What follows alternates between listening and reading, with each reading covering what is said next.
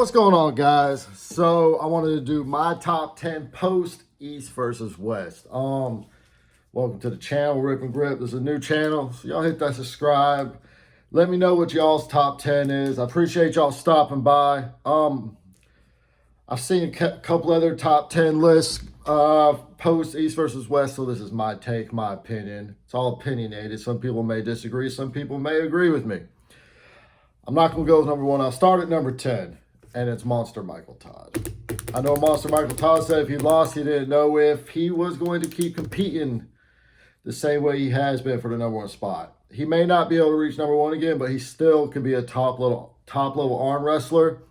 And I think he is number 10, even though he's lost back-to-back losses, because there's still a lot of people he could beat. That's just the reality. He just may not be able to crack the 1, 2, 3, 4, 5 spot. I watched Devin posted a video, and he made a good point. Michael lets people get into his head, making him think he needs to arm wrestle a certain way, or else he's not arm wrestling. And he made a good point. Because, I mean, his bread and butter is the King's move. Some people love it, some people hate it. And arm wrestling is a game of percentages, millimeters. And if you're not putting everything into your one style and you try to go for something that you can't do, you're taking away from what you're dominant in, and that can end up backfiring in your match, because that small percentage that you're lacking is another percentage for your opponent just to beat you. If you're 1% off, you're going to lose. So I think Monster Michael Todd is 10. I still think he can be competitive with the lead arm wrestlers. He needs to go back, reevaluate. I think he's a little too big. He doesn't need to be that big. And I think he needs to go full-heartedly just training for the King's move, and that's it. Don't try to do any other style that isn't yours, like Devin said. I think number 9 is John Brzenk. I think John can beat a lot of the top arm wrestlers in the world. Will he ever be able to beat Levan? No. And he even said he's not going to attempt that. Or Vitaly or Krgetchen. He's happy at 225. And he annihilated Zolev. It wasn't even close. I was worried. I want John to win every time. And I was like, man, Zolev's good. I know he beat Zolev in 2015, but I was just worried. Endurance. His hand, is his hand back to normal? Zolev is, a lot of people have him as another one of the GOATs, and he dismantled Zolev. It wasn't even close.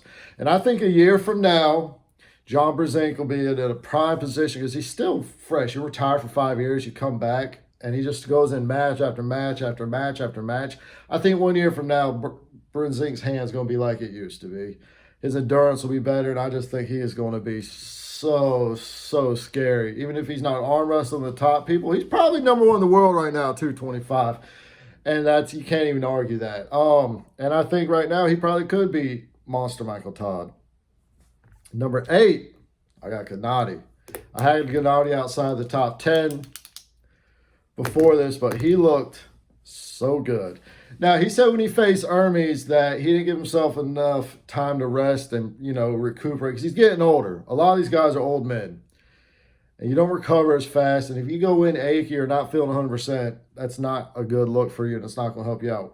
Now, if the Gennady that arm wrestled yesterday faced Hermes, what would happen? I have no idea, but I bet it would have been a lot more competitive, and I'm sure Gennady would have got a win or two against Hermes with the way he came in yesterday. So I think 8's good for Gennady. He jumped up a few spots beating Michael. Number 7. This guy looked phenomenal. I thought it was going to be a war, and it wasn't. Prudnik. He destroyed his opponent at East versus West. It wasn't even close. I think Prudnik and Gennady need to... Actually, I want to see Prudnik arm wrestle Hermes, but they'll never do that because they're boys, and I think they're just trying to, keep the East versus West going on. Number 6, Hermes. I know Hermes is talking shit, saying he could beat Devin, or he could beat this, or he could beat that guy. Until he beats him, I mean, he's not going to be. I'm not going to have him any higher. He needs to arm wrestle. He lost to Krgetchen. He got annihilated. He needs to arm wrestle Chafee or Devin or Vitaly just to see where he is with those other names. I think 6 is perfect for Hermes. Is he good? Absolutely. Will he ever be top of the world? Absolutely not. He's just not built for it. He's built for where he is, 4, 5, 6, 7. That's where he's always going to linger around. Number 5, I got Chafee. Levan beat Chafee, but Levan's, honestly, he's going to be there. I don't think anyone's beating Levan. Vitaly, Krgetchen, Devin, Not just Levan he's the top dog right now, and I don't think he's going to change for a while. If it is going to change, it's going to be a couple years down the road. It's probably going to be from Kardashian. He just has the body, and he's just getting better and better and better. But I think Dave Chafee's perfect at number 5 until he proves otherwise. And then number 4, I have Kardashian. He annihilated armies. He's been on a win streak. He looks phenomenal. If he beats Vitaly, he will jump up. I think he'll be number 2 if he beats Vitaly. Everyone knows about Kardashian. That's the most hype match coming up next is Vitaly versus Kardashian. Number 3, I got Devin. I know a lot of Devin fans are going to want him at number 2. I love Devin. I think he's a phenomenal arm wrestler.